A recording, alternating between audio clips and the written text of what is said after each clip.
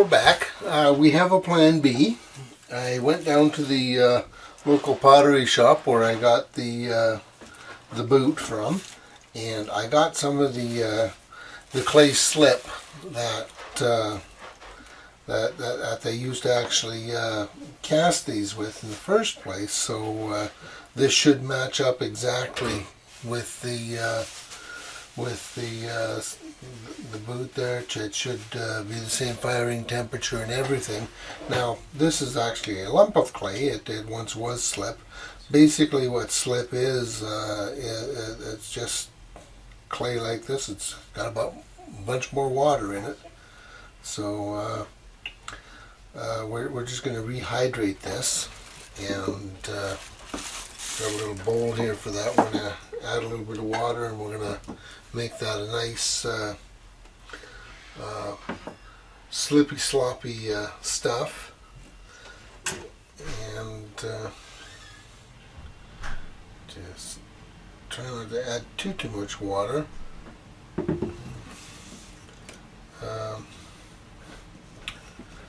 There we go. Just have to work this a bit so that it picks up the water and gets nice and sticky, which is basically what we're after.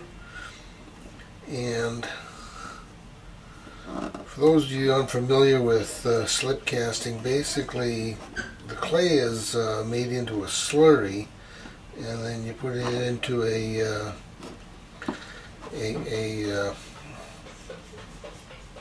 plaster mold, and the plaster, being dry, sucks the water out of it, out of the slurry, and turns it into a big well, turns it into a hardened mass. And that's basically what I had there to start out with. Was just a cutoff trimming of the hardened mass. So I'm going to use that to actually rebuild my my lost portion with. So I'm just mixing this up, and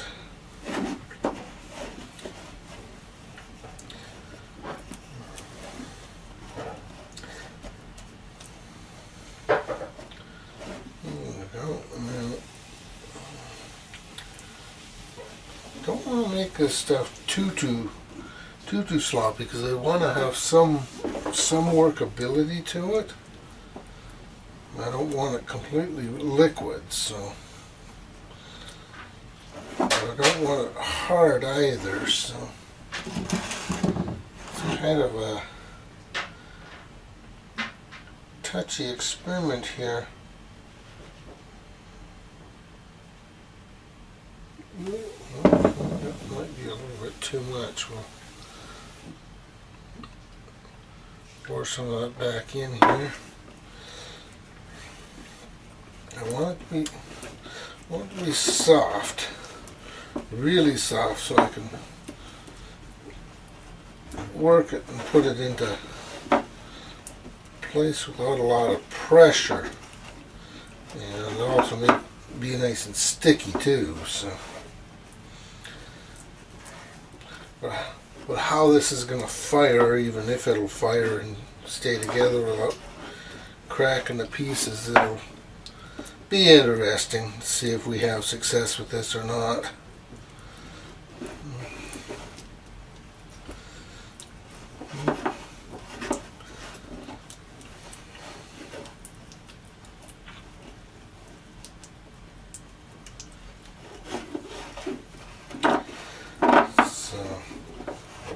Getting a nice, really soft, sticky mass here. Just maybe could have left that little extra water in there. There we go.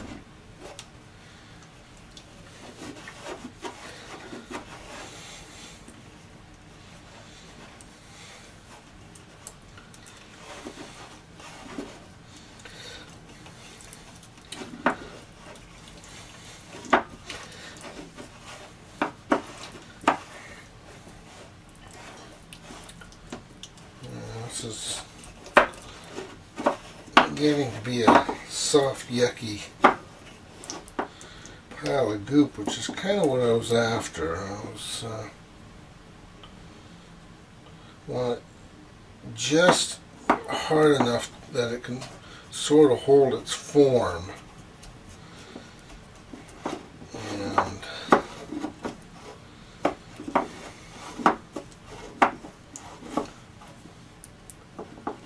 there, that's almost got it there. Hopefully that'll do the trick.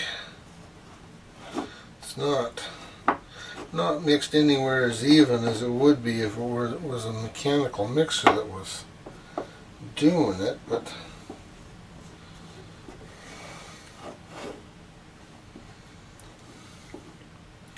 there we go.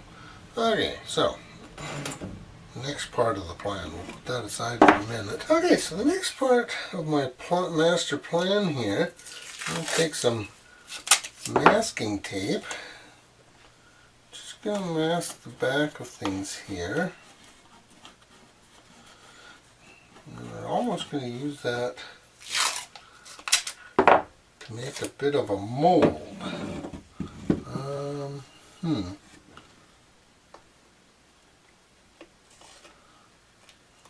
Line that up there. Line that up there. And see how well that folds over. The idea here, I just want to try and follow this lip down the inside there. Hopefully we'll be able to accomplish that here. We're going to have to do a little extra fiddling in this area to get this fixed up, but hopefully we can make that work now. Now to start, I'm just going to put a little mender on things here.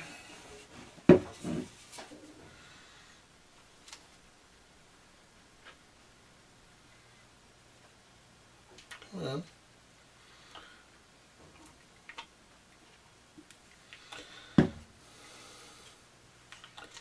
There we go. Just kind of work that around there so we can get that all starting to soak in there. With that, we're going to take some of the goop. We're just going to work that in there now, and hopefully that'll somewhat fill this shape here, and we'll be able to I think it's going to take a lot of fiddling and sanding and scraping and whatnot to get that down, but I think we should be able to get that.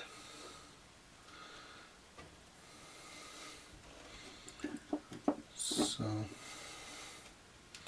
and we'll just apply some more to the insides of the cracks here, work it into the cracks so we can kind of hide that crack. Looks kind of yucky right now with so hopefully that will hide that a bit.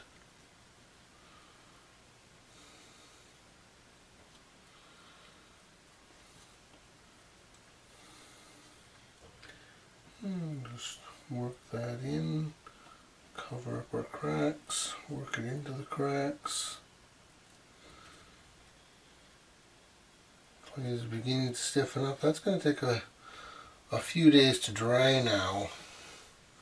Won't be able to really do too much with this. Like I say, it's going to need a bunch of extra cleanup. Got this big crack on the inside here. We'll fill that hole there, fill that chip. Just kind of run your finger down the inside there. Smooth that all off there. Another chip that needs to be filled in here. That's the problem when you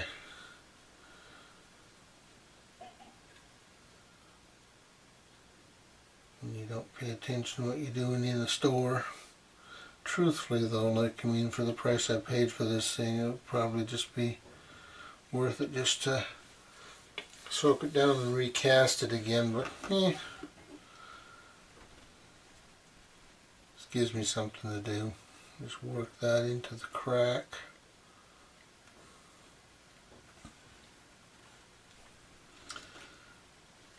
There we go. And there's another chip that we lost. We'll fill that corner. It's going to require a whole ton of cleanup on this.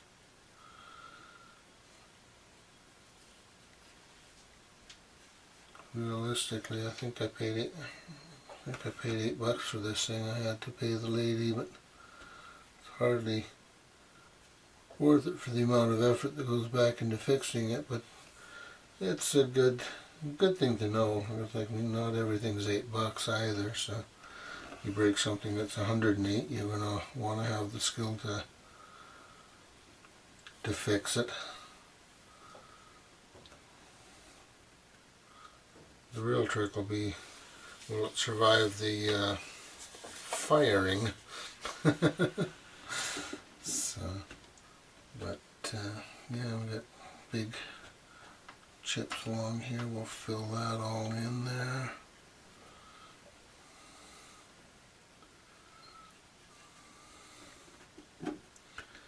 There we go.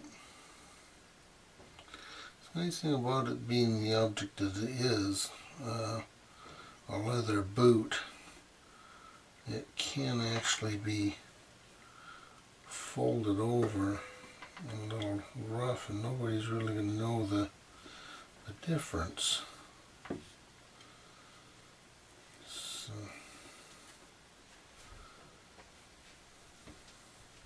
let's kind of follow the contours and blend that in. Fill in some of the bigger cracks here. Work that up in there.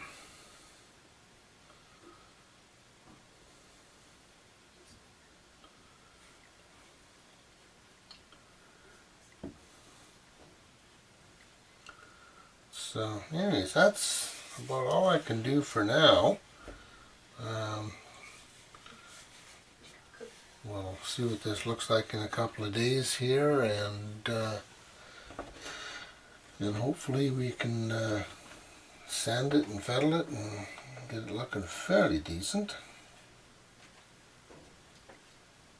And the real trick, however, will be to see if it actually fires.